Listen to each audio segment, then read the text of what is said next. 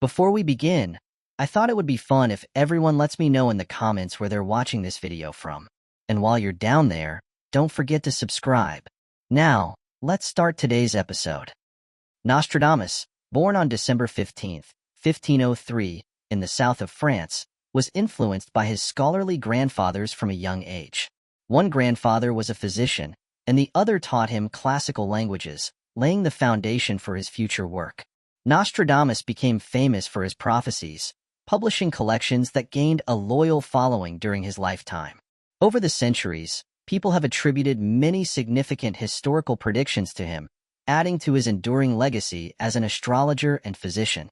His quatrains continue to be a topic of fascination and debate, with some believing his predictions have accurately foreseen key world events. According to Nostradamus, the world is slated to end in the year 3797.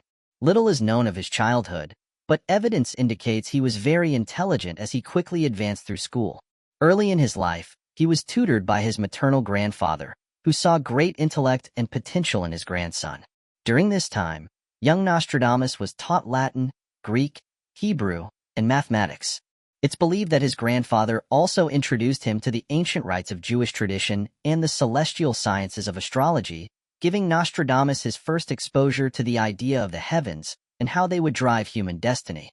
These are some of Nostradamus' predictions for 2019.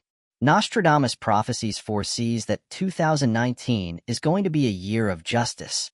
It's believed that bad weather is also due to hit many parts of the world. It's thought that earthquakes and hurricanes will occur in many states of America. The year lacks financial prosperity, but this only encourages us to design strategies that could improve things. Things like the stock market is going to balance out, and people in general will be more healthy. Nostradamus predicts the climate changes will continue to affect the planet, and the political leaders will come to an agreement regarding the reduction of air pollutant emissions. The prophet said the following: "We shall see the water rising and the earth falling underneath it."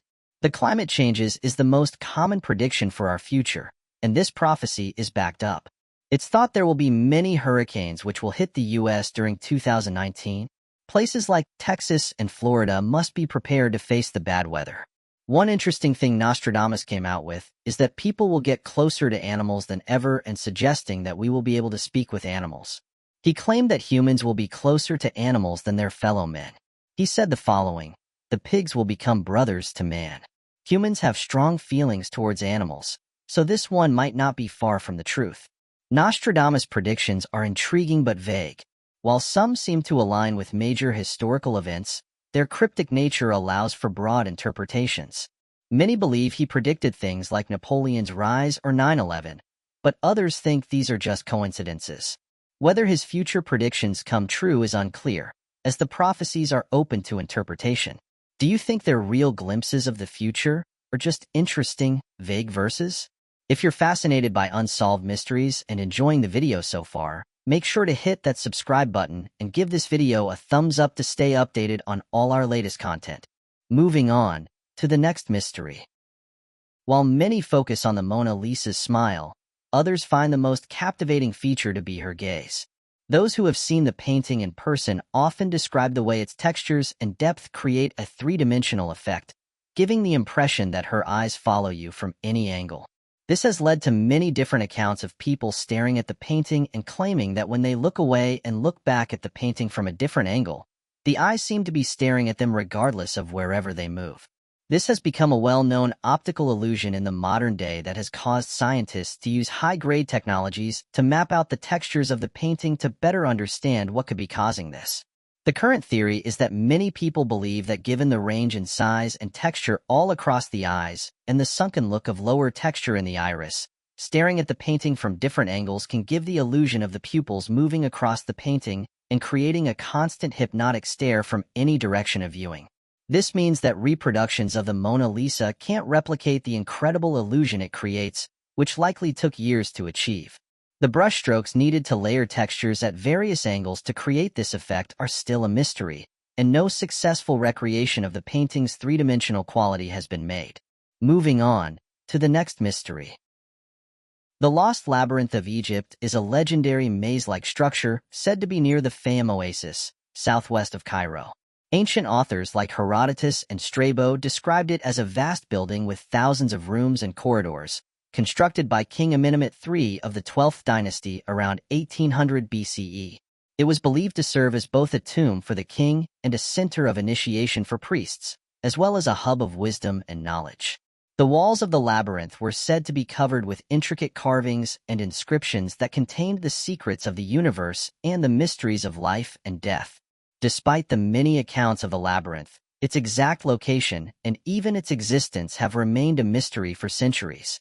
Archaeologists have conducted numerous expeditions and excavations in the area, but have yet to uncover any definitive evidence of the labyrinth.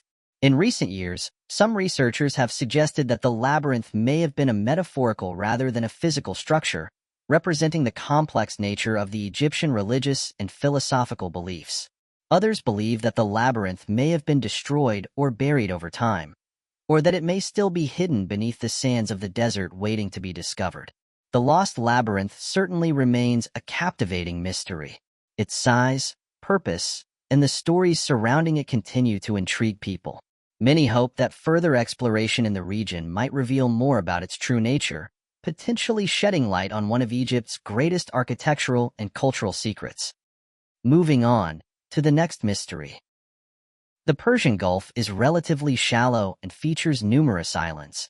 It is bordered by Oman and the United Arab Emirates to the south, and to the west by Qatar and Saudi Arabia. Oil was discovered in the Gulf in 1908, but significant development and international interest didn't pick up until the 1930s.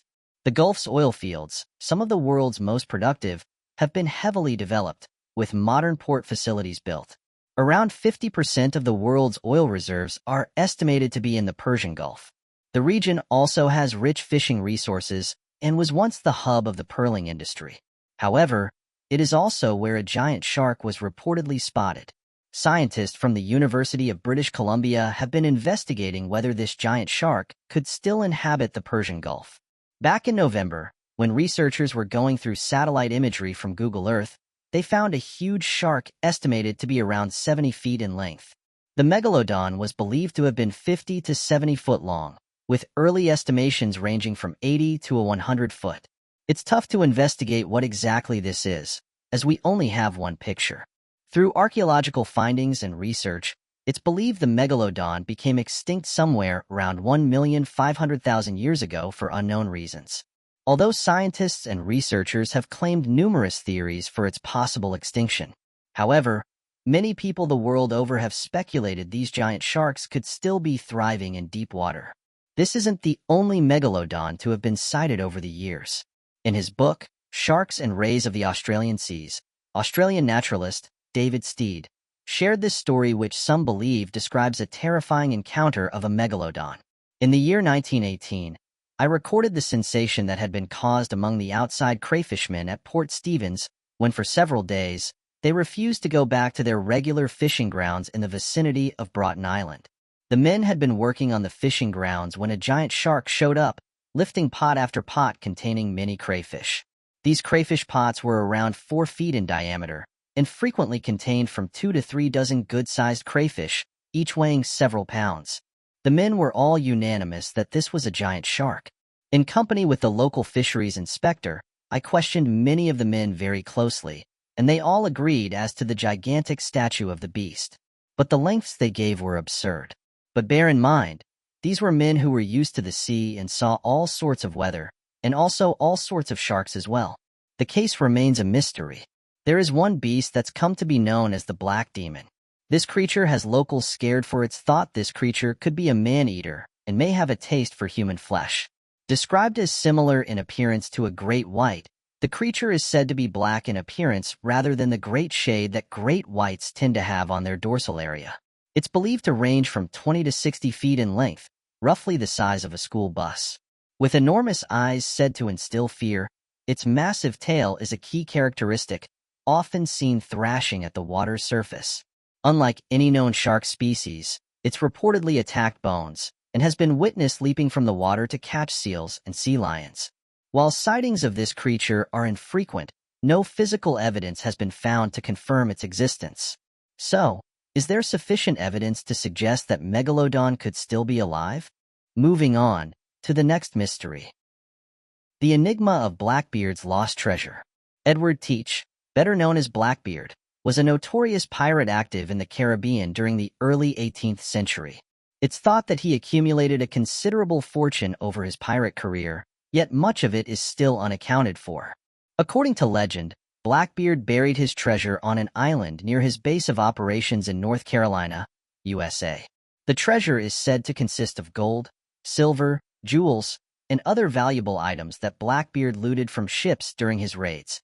Despite numerous attempts to locate the treasure over the years, it remains undiscovered.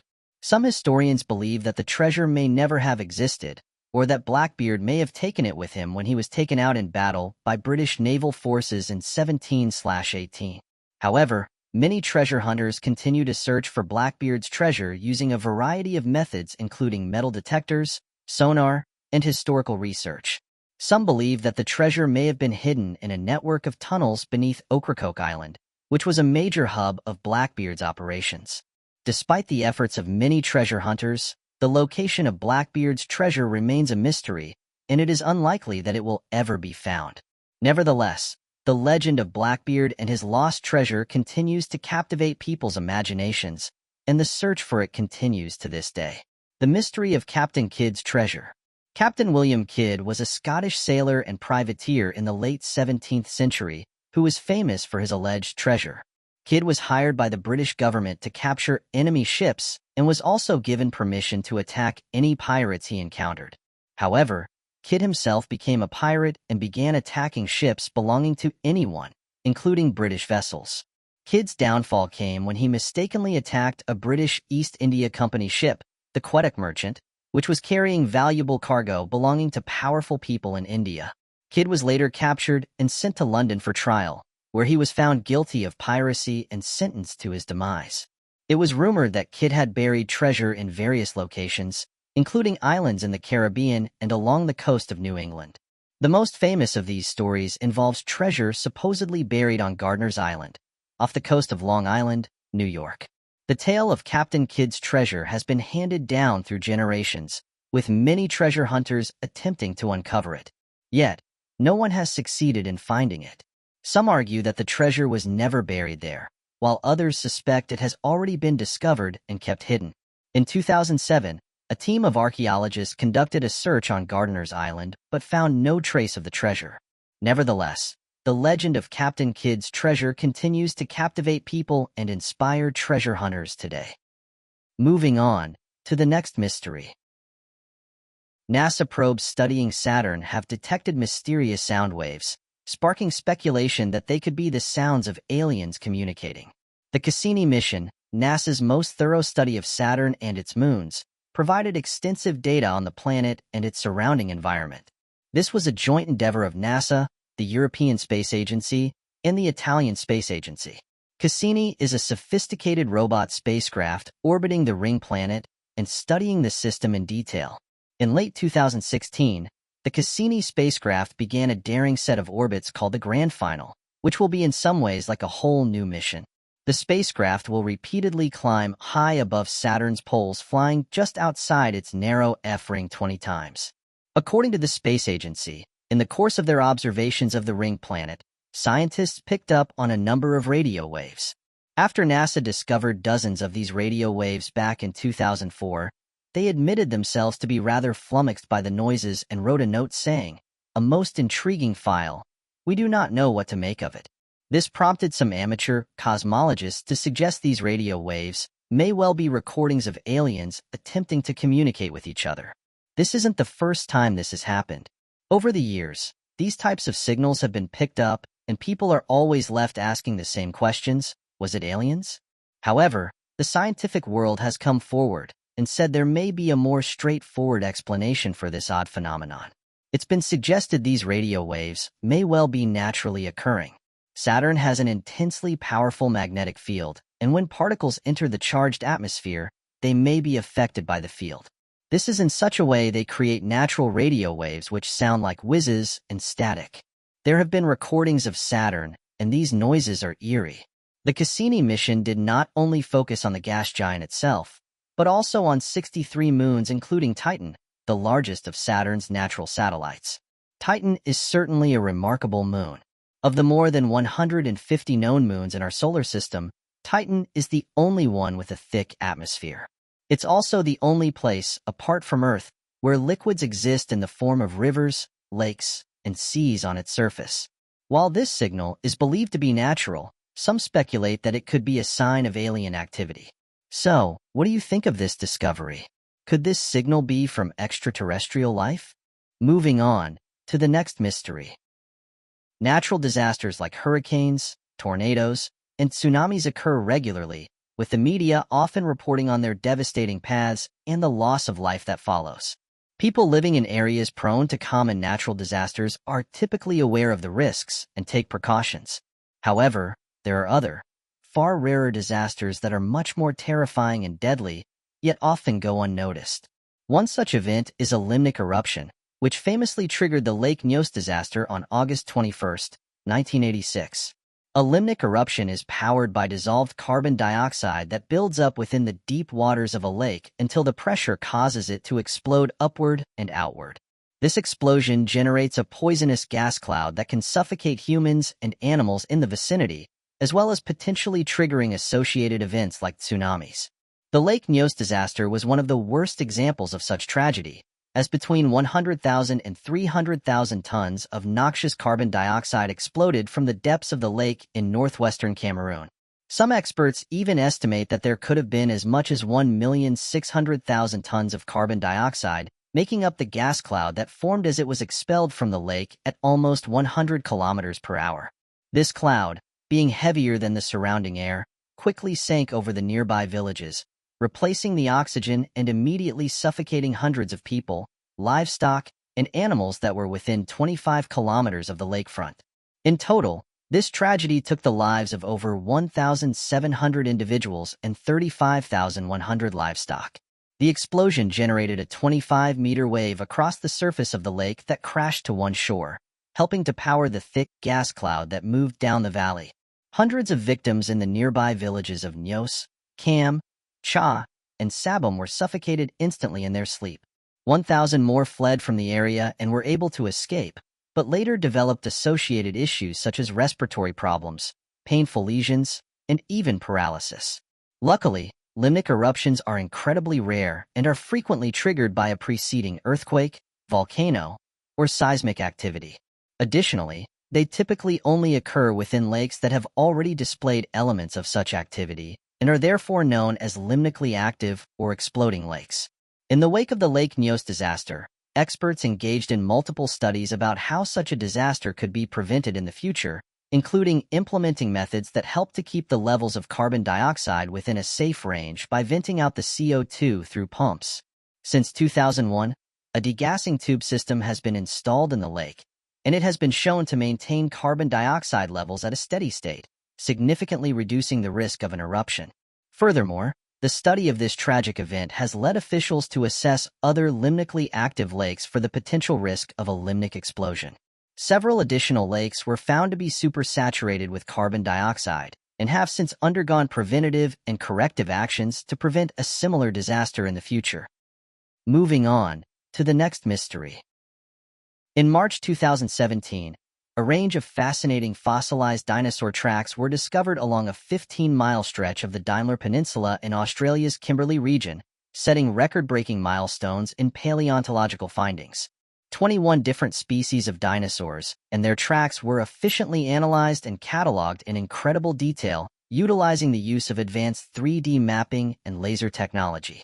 Of these 21 tracks, scientists discovered the footprint of a large sauropod so massive that the imprint was more than 5.5 feet wide, marking it as the largest dinosaur print ever discovered.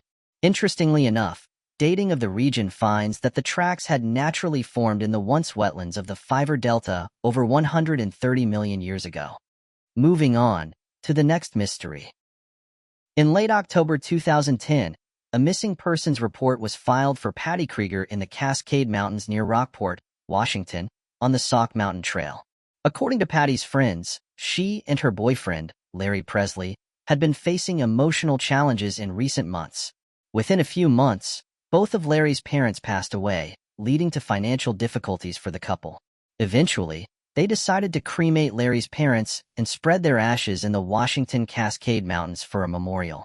Although Patty's friends were unsure why they chose this specific location, they believed it held special significance to Larry's parents. It would be on the early morning of October 2nd that 65-year-old Patty Krieger, Larry Presley, their friends, Nicole Gander, Troy Robinson, Chrissy Baumgartner, and Matt Robinson, would all make the drive together and arrive at the height of Sauk Mountain Road.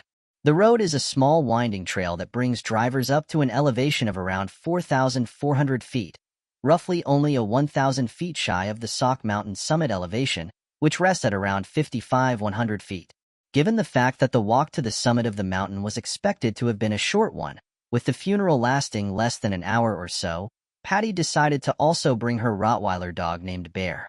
The trail going up from the road to the top of the mountain was remarked by friends as being a pretty steep direct trail, nearly impossible to miss when traveling up the mountain and even more difficult to get lost on. They had assumed that had anyone in the area been lost, it would have been easy to reorient themselves using the trail and following the peak of the mountain to find where the cars had been parked. Additionally, on the opposite side of the mountain rested Sauk Lake, which sat at an elevation of only 4,000 feet, making it easy to see and gauge direction from. After reaching the peak of the mountain, the group would spend about an hour or so on the summit, talking about Larry Presley's parents and consoling one another before spreading the ashes across the area. Once finished, the group decided to travel all together back down the trail towards their vehicles. Halfway down the trail, Patty Krieger would notice a fork on the trail that would lead down in a different direction from the pathway they had taken. Curious as to where the trail would go, Patty would tell the other members of the group that she had wanted to spend a few minutes exploring the second trail for a bit and would return to the vehicles shortly after.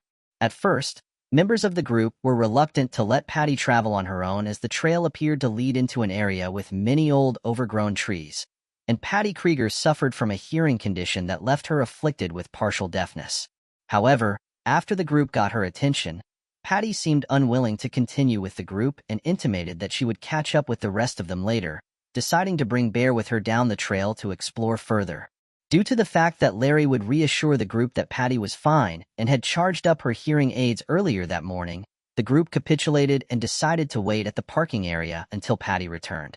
It would be during this time from around 10 in the morning to about 1 in the afternoon. The group would wait at their vehicles and spend the time talking and catching up before realizing that Patty had been gone for far longer than was expected. Worried that something bad had happened, the group immediately contacted the Skagit County Sheriff's Office and reported Patty Krieger as a missing person. The call would be made shortly after 1 in the afternoon on October 2nd. Due to the plummeting late-night temperatures in the area, search and rescue teams were quick to organize and use state-of-the-art technology to help recover Patty Krieger. Within an hour, the sheriff's officer would gather together several dozen search and rescue volunteers, several military aircraft equipped with infrared cameras capable of picking up thermal imaging, and Patty Krieger's friends and family combing the entirety of the Sauk Mountain. Patty's friend group would also lead search and rescue volunteers to the trail where Patty had last been seen, following the pathway for several hours while calling out for Patty Krieger. Despite the large number of volunteers and high-tech aircraft in the region, however, no sign or sound of Patty Krieger or Bear the dog would be recovered. It would be on the following day of the search, on October 3rd, that a strange lead would soon surface. According to Patty's son, Alan Patterson, while walking in an area more than 10 miles from where Patty had last been seen, Alan claimed to have heard what he believed was the sound of a dog barking and growling, believing the sound to have come from Patty's dog, Bear. As he was looking around for the source of the sound, unfortunately, Alan was unable to figure out where the dog could have been barking from. After circling the area, Alan would claim that the sound of the dog almost sounded as if it emanated from above him, somewhere in an empty point in the sky. Later, Alan would remark that the sound seemed to be coming from below the ridge where he was standing. Even after spending more than an hour in the area looking for the source of the sound, soon the dog would stop barking and Alan would lose all trace of where the dog could have been. Although follow-up searches would continue in the area surrounding where Alan had encountered the sounds, the search and rescue teams would have to soon look in other areas after failing to find any sign of Patty or Bear.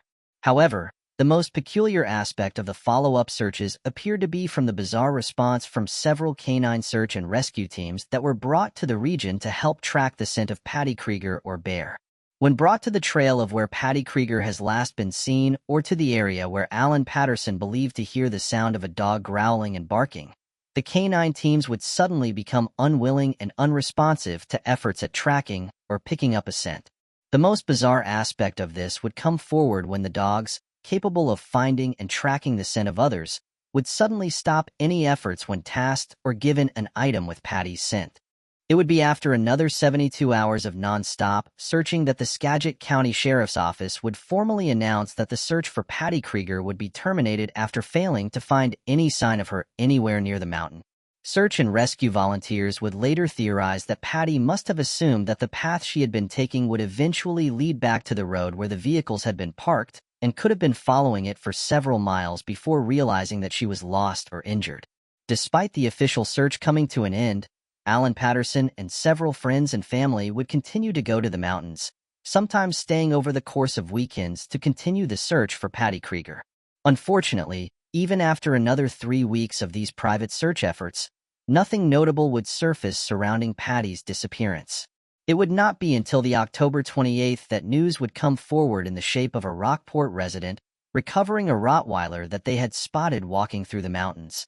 The dog was originally described as having been incredibly malnourished and underweight, but seemed strong enough to have been wandering through the area looking for food. Immediately, the resident would take the dog to a local veterinarian, where it would be discovered that the dog was, in fact, Patty Krieger's dog, Bear. After being put on a special diet to get his energy back, Bear would make a full recovery. Hoping to not waste any more time, the family, alongside the original search and rescue teams, would take Bear back to the area where Patty had last been seen by her friends, believing that the dog would help lead investigators back to Patty Krieger. Oddly enough, just like the other canine search and rescue teams, Bear seemed unwilling to track Patty's location and would fail to find any scent in the area. Even after walking Bear throughout the trails, he seemed unreactive to the region. Investigators were puzzled by this, due to the fact that many of the trained canine search and rescue dogs were trained to sniff out the specific smells of human remains, and that Bear should have been able to find the location of where Patty had last been seen since they had disappeared together in the same area. Had she been injured and stuck in a single location, Bear or the canines should have been able to find her position. Despite the lack of help in searching, the recovery of Patty's dog left investigators extremely hopeful that Patty's remains were still left somewhere in the park. They would argue that it seemed highly unlikely that Bear would be able to survive for 26 days without any food or fresh water, so it was highly likely that Bear was able to find a safe place to eat and drink over the course of the last 26 days. Even more surprising, investigators were curious as to how none of them had come across the dog throughout their search, believing that it could have been possible that Patty and the dog were in an area making it difficult for them to hear any passerbyers or overhead aircraft. If that was the case, they believed that it could have been possible that Patty had been taking cover in an enclosed area, like a cave or ravine, and search efforts had failed to find her close by. Additionally, it seemed likely that Alan had actually heard the barking and growling of Bear where he claimed to have encountered it, as Bear was later discovered in an area close by. Still, there were way too many factors that made it difficult to know for a fact if Patty and Bear had disappeared together or if something far more sinister had taken place. It seemed unlikely that Patty would have traveled so far away from the trail where Bear was later recovered. After weeks of searching, all efforts to find Patty Krieger came to an abrupt halt with no further trace of her. To this day, Patty's son, Alan Patterson, continues to visit the spot where his mother was last seen, holding on to hope that some sign of her will eventually be discovered. Moving on to the next mystery. A Hubble video has uncovered a mysterious object in Jupiter's red spot, the infamous storm that has lasted for centuries. Recently, NASA's Hubble Space Telescope discovered a strange object residing in the Crimson Storm itself. Hubble has been tasked with observing the weather on Jupiter because of its advanced technology. Hubble's wide-field camera produced 2 huge maps of Jupiter over the length of 10 hours. According to planetary scientist Amy Simon at NASA's Greenbelt, Maryland Center, every time we look at Jupiter we get tantalizing hints that something really exciting is going on. The red spot of Jupiter is a colossal hurricane that is more than double the size of our planet. Its existence is perplexing and has excited scientists since it was first found over 150 years ago. It appears to be becoming rounder and gradually shrinking. In the past year alone, it has shrunk a shocking 150 miles across. Its hue, too, seems to be turning orange. The mysterious entity in its storm is a ghostly thread-like object that spans the entire length of the hurricane. It has only recently been uncovered and is yet to be identified. The object is spinning at an extremely high velocity. Data reveals that although the storm may be shrinking, it is certainly not stopping. The speeds of the winds increased by 8% in the past decade. Most of the time, the storm's winds exceed 400 miles per hour. NASA hopes to collect data maps of other gas giants. Michael H. Wong, a professor at the University of California, states, "The collection of maps that we build up over time will not only help scientists understand the atmospheres of our giant planets, but also the atmospheres of planets being discovered around other stars, and Earth's atmosphere and oceans too."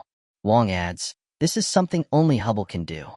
Hubble's longevity and ongoing observations make this revelation possible. The identity of the object remains unknown. NASA scientists are working diligently to analyze the storm further, hoping to capture more photos, videos, and data. However, Hubble can only observe about 150 miles at a time, out of the 10,000-mile span of the red spot. The object could range from unusual storm residue to something more mysterious and cosmic. Only time will reveal the truth. Moving on to the next mystery. Richard Cowden, his wife Belinda June, and their two children, 5-year-old David Janes and 5-month-old Melissa Dawn, lived in a modest but comfortable home in White City, Oregon. Over the Labor Day weekend in 1974, the family went camping at the Rogue River National Forest Campground in the remote Siskiyou Mountains of Oregon, near the California border.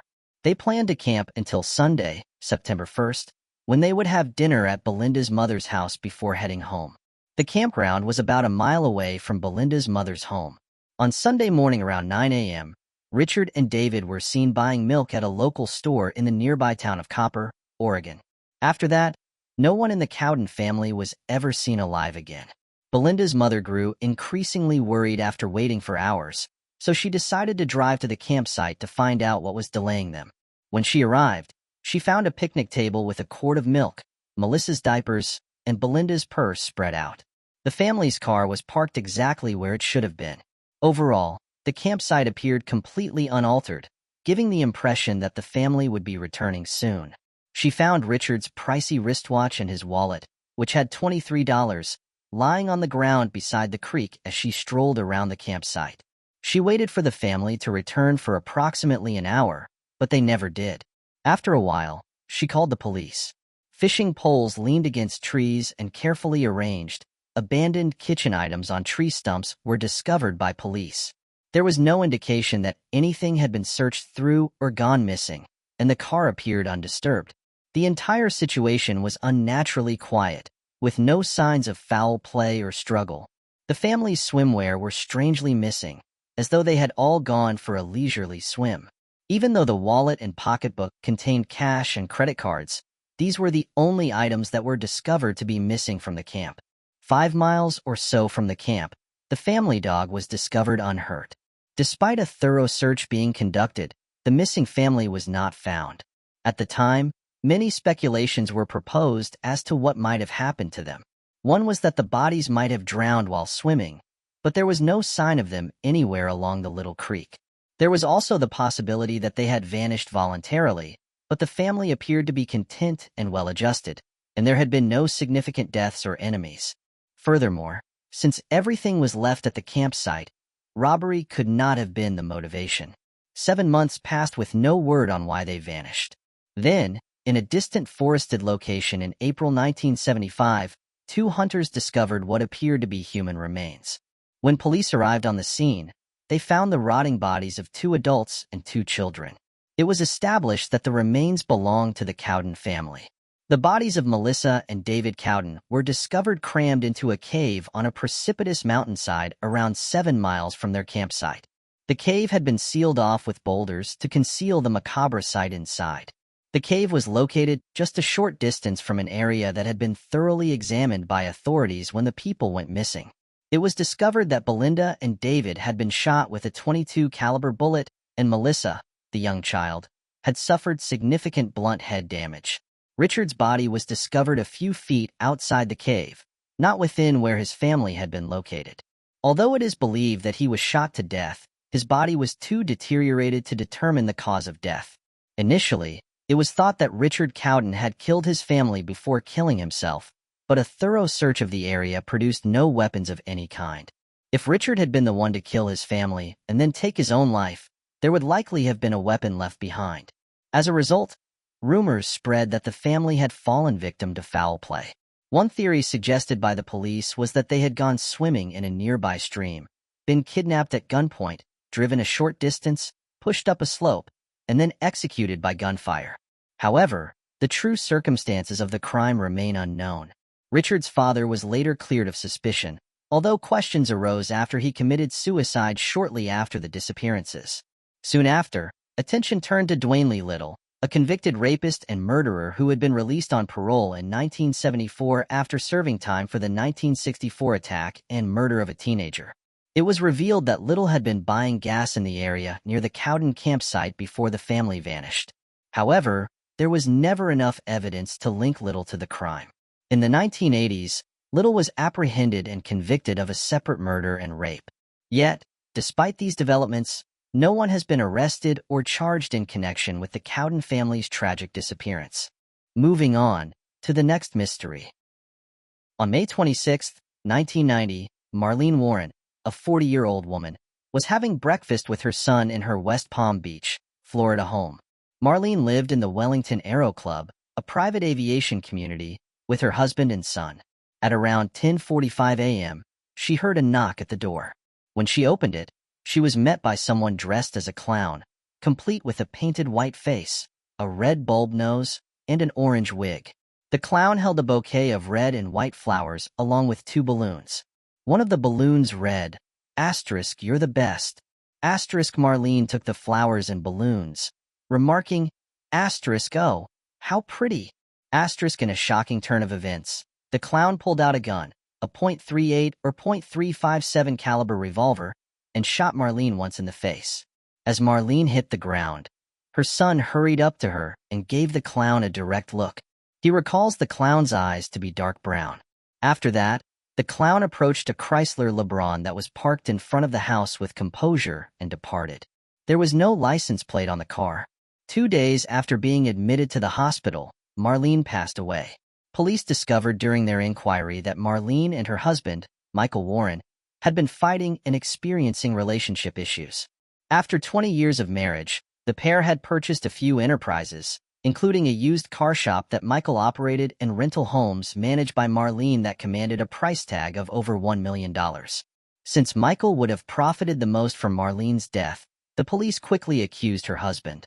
Marlene was the name attached to the couple's houses and enterprises, and the police surmised that her husband wanted her out of the picture in order to inherit their wealth. The cops discovered the clown's Chrysler LeBaron 4 days after the murder. It was parked at the intersection of Okeechobee and Royal Palm Beach Boulevard in a Winn-Dixie parking lot. Inside the automobile, the police did not find much evidence. The rifle was missing, as was the costume. Nevertheless, they did discover orange hair strands inside the vehicle, which they saved for more investigation. Police soon received a tip directing them to investigate Sheila Keene. Sheila Keene, a 27-year-old woman, handled vehicle repossessions for Michael's automotive company. There had been speculations that Michael was having an affair with her, and she had recently separated from her husband. Keene's neighbors claimed to have seen Michael visiting Keene's flat multiple times. The couple regularly had long lunches together, and other staff members informed the police that Michael had also begun to pay her rent. Sheila Keene and Michael Keene, however, both refute any romantic involvement between them. On the day of the murder, Michael had an alibi since he and a few pals were traveling to the Calder racetrack. Then, Sheila Keene came under police attention. Keene stated that she had been searching for cars to seize on the day of the murder. She denied having anything to do with the case. Not too long after, the costume shop called the police. They claimed that a few days prior, a woman had purchased a clown outfit. Keene was selected from a picture lineup by the shop employee. Additionally, the police were informed that a Publix supermarket shop sold the balloons and the flowers. After asking the Publix grocery store staff about the shooting, they confirmed that the identical kind of balloons and flowers had been bought at 9:22 a.m. on the day of the incident. The staff verified that the balloons and flowers were purchased from the store by a woman who fit Keene's description. It was close to Keene's apartment, the business. Police discovered orange hair strands in Keene's apartment that matched the ones discovered in the abandoned automobile. In spite of this, the police lacked sufficient evidence to make an arrest, and the investigation would ultimately fizzle out. However, Michael Warren was taken into custody for a separate offense. On 43 counts of odometer manipulation, grand theft, and racketeering, he was given a 5-year jail sentence. In 1997, he was granted freedom from prison. In the end, Michael and Keene would tie the knot in 2002. They relocated to Southwest Virginia, close to the border with Tennessee, and started a fast food business. In 2016, they sold the company. The police began reopening the case in 2013. Investigators began conducting DNA tests on evidence collected decades earlier and re-interviewed witnesses. In 2017, testing revealed that orange hair strands found in the LeBaron matched those found in Sheila Keene's apartment, though this discovery took 3 years to confirm.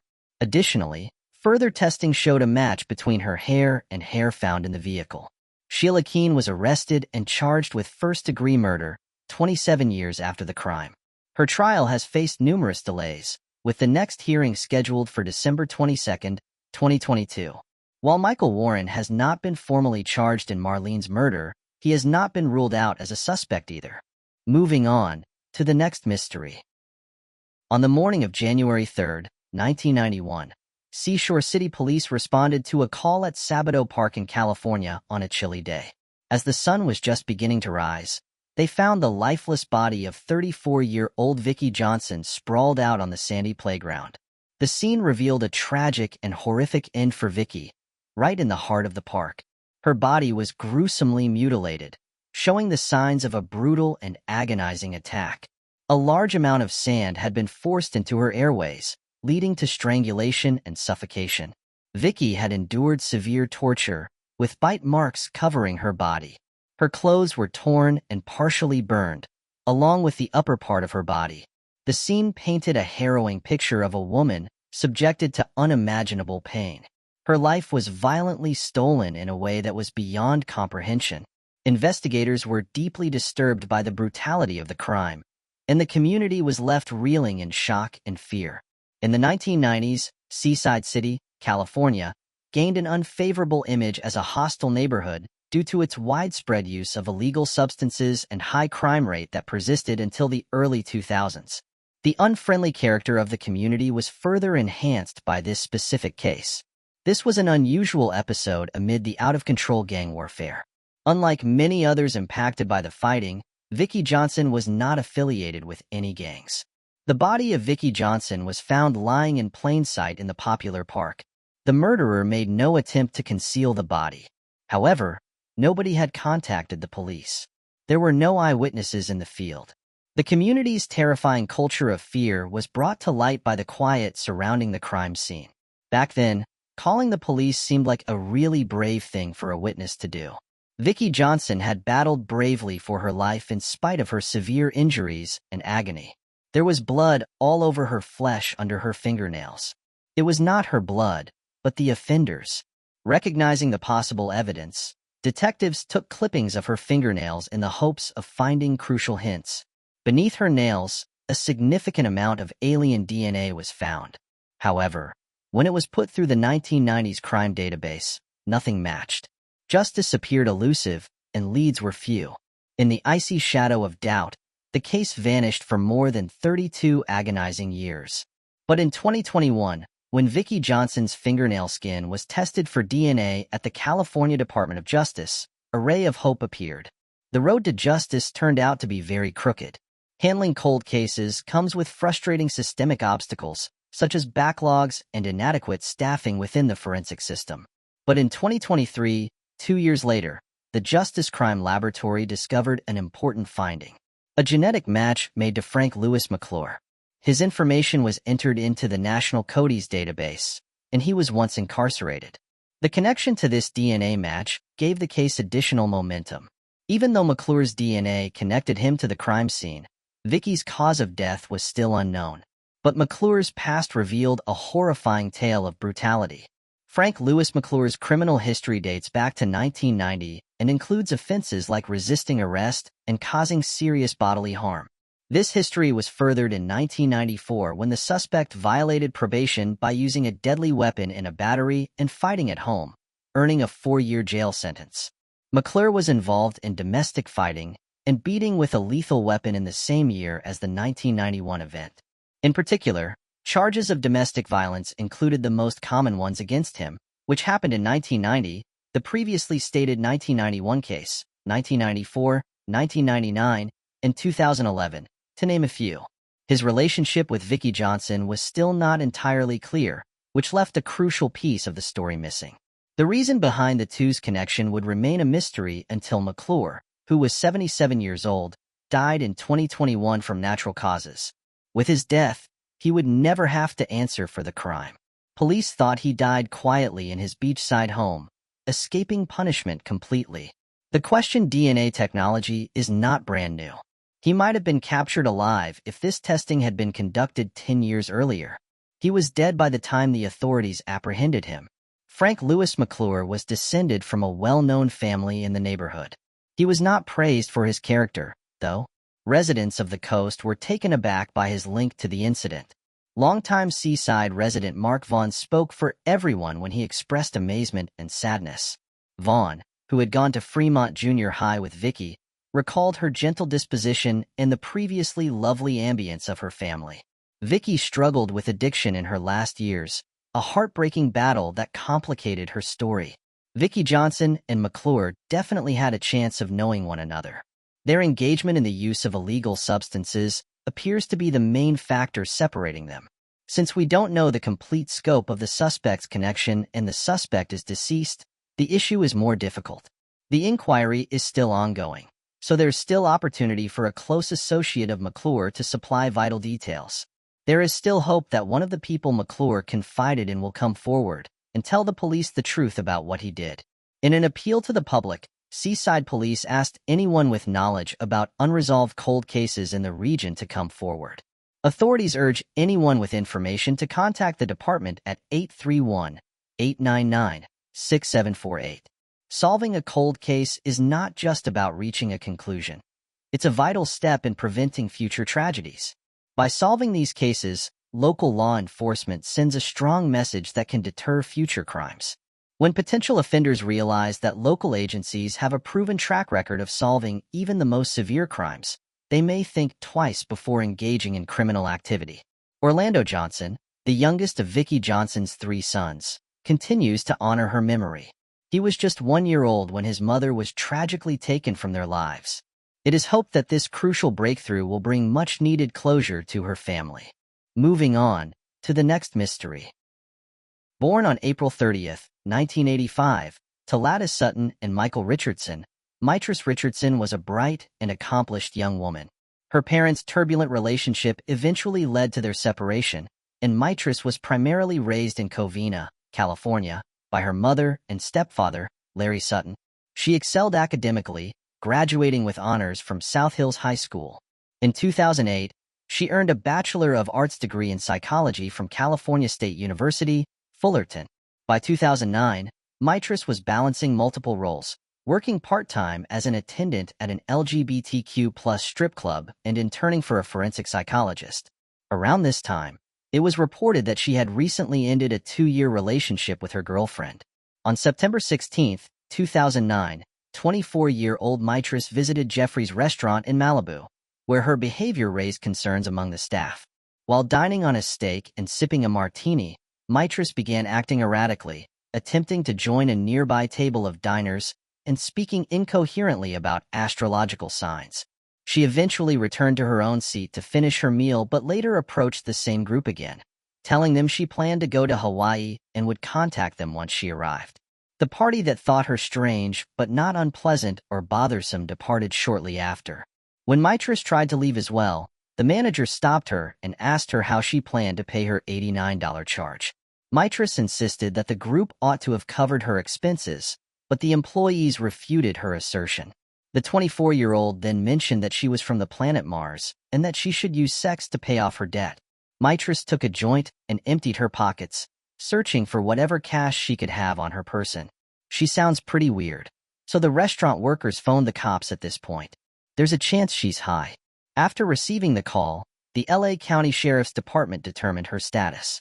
They found that she was not inebriated or under the effect of drugs after giving her a sobriety test. After that, Mitris was taken into custody on suspicion of not paying for the dinner and of having less than 1 ounce of marijuana in his hands. Before they departed the scene, the arresting cop said that the 24-year-old had locked her car with her belongings, including her purse, cell phone, and cash. Next, the vehicle was transported along the Pacific Coast Highway to a tow yard. About 10 miles up Malibu Canyon, at the Lost Hills Sheriff Station, Mitris was taken into custody and given literature. Mitris made 4 attempts to phone her great-grandmother after being arrested. She had committed the number to memory alone. Although Mitris informed the police that the phone never rang, the cops claimed to have heard her conversing. It is impossible to determine who was right in this situation because the usual pay phone that was being used had malfunctioned, thus the calls were placed on a non-recording line. Mitris' mother was extremely worried when she learned that her daughter had been imprisoned. The 24-year-old was informed by station personnel that he would not be allowed outside until the morning. But that's not what actually happened. Mitris was released at 12:28 a.m.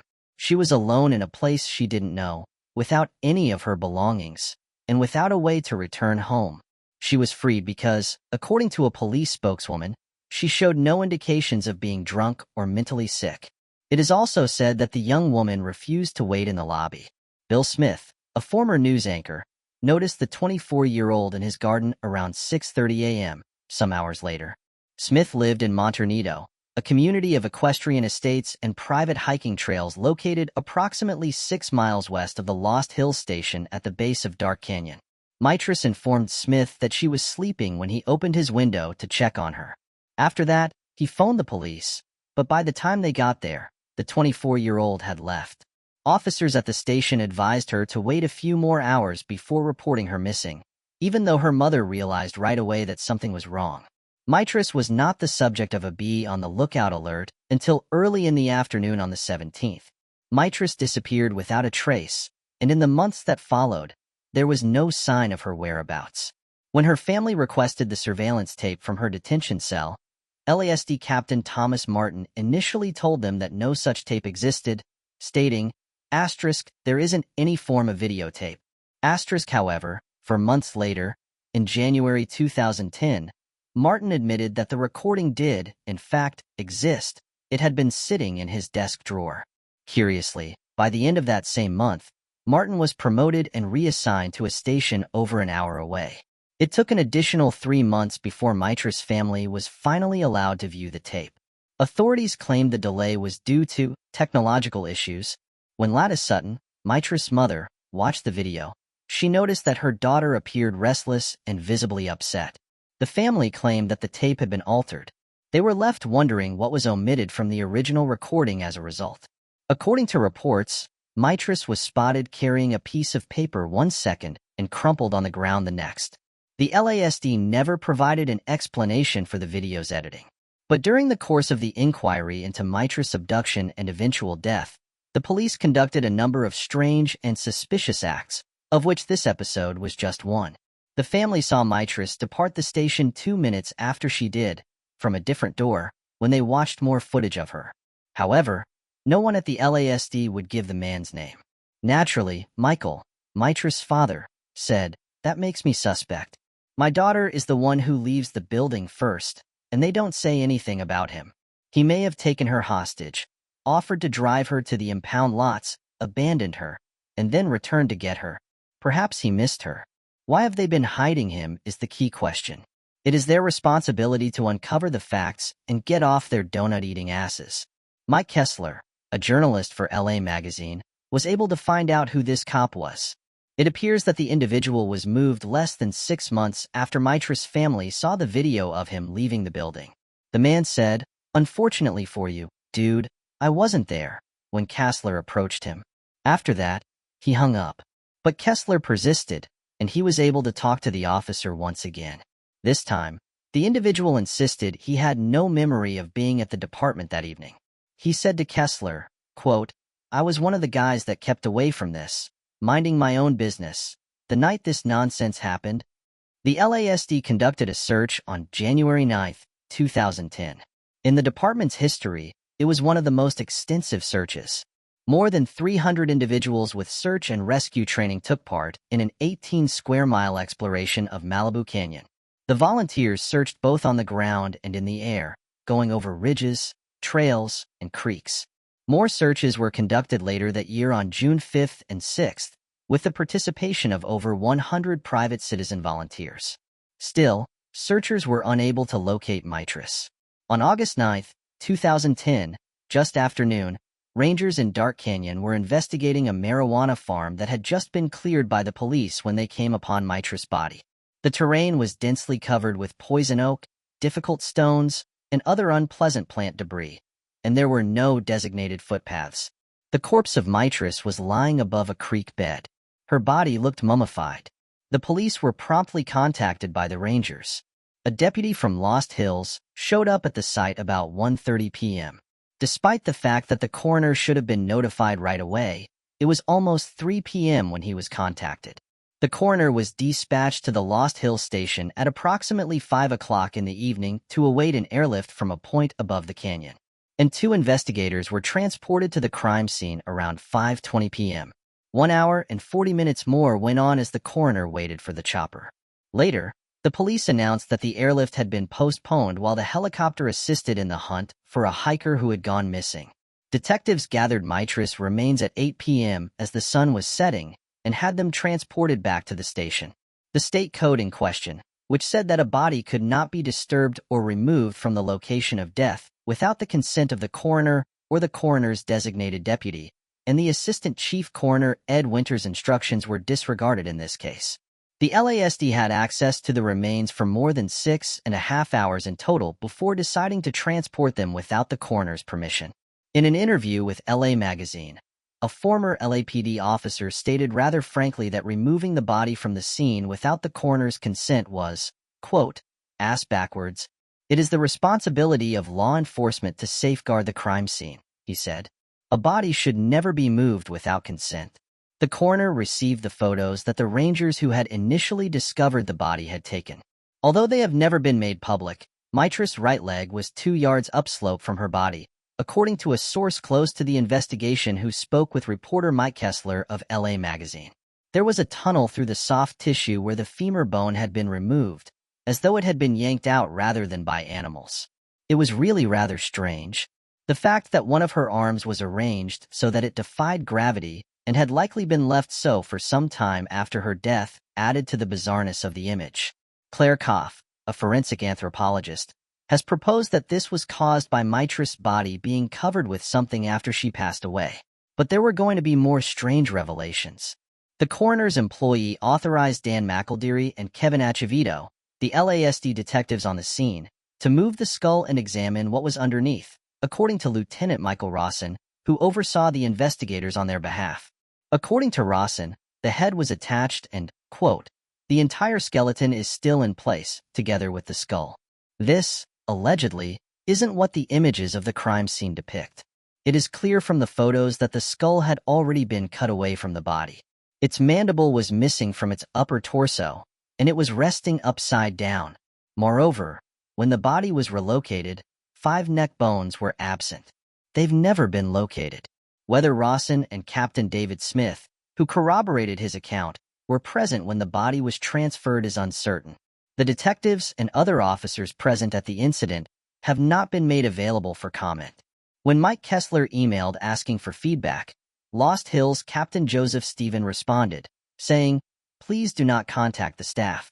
Your repeated attempts to harass my workers are getting increasingly concerning, and they need to stop right away. We are unable and unwilling to talk to you about this situation." The LASD spokeswoman stated that the agency feels uneasy when journalists get in touch with them and that they have nothing at all to conceal. Even though Mitra's case was unusual overall, the LASD did not think that a crime had been committed. It was claimed that she might have been allergic to poison oak and experienced an acute response, or that she might have ventured into the region and become one of the 2 individuals in California who die every year from wounds caused by rattlesnakes. They also said that the 24-year-old's clothes had been stolen by animals. The only items she had left close to her body were her trousers, belts, and bra. If the animals had indeed taken her clothes, then they must have also taken off her shoes, unbuckled her belts, yanked it out of the jeans loops, and dragged down her underwear and pants. The list is endless and doesn't seem to hold up. Another officer proposed that the water's currents had taken off her clothes. However, this still doesn't explain why her belt fell loose from her jeans or why her bra unhooked. In addition, if this were the case, the body would have been deposited where it was on the slope above the creek by the water rising 60 feet above the creek bed and pushing it against the river. In this case, another unanswered question is how Mitra's remains ended up partially mummified. How in the heat had they not broken down completely? Her physique ought to have been reduced to a skeleton after 11 months. When a body is mummified, it usually means that it was placed in sub-zero or extremely dry conditions as soon as possible after death and left there for an extended amount of time. The naked body of a woman who you know was in a vulnerable situation within 2 miles of where she was last seen in an area with which she had no competence in an unexplainable position is in your possession, said forensic anthropologist Claire Koff, who noted Mitra's positioned arm and informed LA Magazine. In most cases, you would assume that this is a homicide until you can rule it out. She was, on the surface, dead. It sounds like she was kidnapped, killed, and then her corpse was dumped. But Lee Backer, the LASD sheriff at the time, didn't think so. At a press conference he said, "At this time, there is no indication of a homicide. The remains, in my opinion, are not able to tell us a story." Considering that the coroner's office also seems to have been careless in its duties, this seems like a particularly strange thing to say. The hair that was discovered on the ground next to Mitra's body was not examined. It's unknown if the 24-year-old owns it or if someone else gave it to her. In addition, some sort of metallic debris and an earring that Mitras had not been wearing were discovered in her scalp hair, though neither item was examined. Despite the discovery of bug egg casings on the remains, the casings were not investigated further. It's unclear if they originated from an indigenous bug that frequented the region or if they traveled elsewhere. Mitra's clothing and the plants surrounding her were not checked for signs of trauma, and neither her brain nor her skull were thoroughly inspected for foreign DNA or semen. Her pubic hair was also not tested for these substances. Although the 24-year-old's teeth were claimed to have turned pink, indicating a possible strangulation, this was not verified because the hyoid bone, along with the previously mentioned other neck bones, was still missing. 6 months after the body was discovered, the location was examined once more, but not since. In the months following Mitra's passing, friends and family visited the spot to erect a memorial and discovered one of her fingers. Sheriff Backer declared in December 2010 that the FBI was going to inspect Mitra's remains. But it soon became clear that, before Backer's announcement, they had never agreed to do this and had not planned to do so. Even yet, on July 13, 2011, the body was dug up and brought to the LASD crime lab. Nevertheless, it is unknown what was discovered during this inspection. It seems like anything might happen in a scenario this bizarre. Mitras might have lost her mind and wandered into the woods, or there might be a darker plot underway. Maybe there's more to this story than the cops trying to hide the fact that they failed to act appropriately and were in charge of a mentally ill young woman. Mitras was bipolar and had not slept for 5 days when she vanished, according to evidence found in her diary and text messages.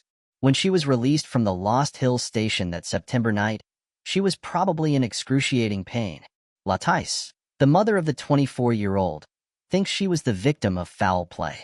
She said that Mitras is not a hiker. "My daughter lives in the city. She didn't stray into that ravine." It seems likely that someone exploited the mental illness Mitras was experiencing at the time. In my opinion, she may have been killed, possibly assaulted, and then discarded. Despite an independent investigation revealing that the LASD mishandled the case, no actions were taken against the department. After Mitra's body was discovered, her parents filed a lawsuit against the LASD for releasing her without proper care. Each parent received a settlement of $450,000. Mitra's case remains unsolved, and the $10,000 reward for information has recently been renewed. Anyone with information regarding her death is encouraged to contact the LASD at 213-229-1700. Thanks for watching. I hope you enjoyed exploring these intriguing unsolved mysteries with me. If you found the video fascinating, don't forget to give it a thumbs up and subscribe to Unsolved Mystique for more deep dives into unsolved mysteries. Your support helps me bring you more compelling content. Leave a comment below with your thoughts or any mysteries you'd like me to cover next. See you in the next video.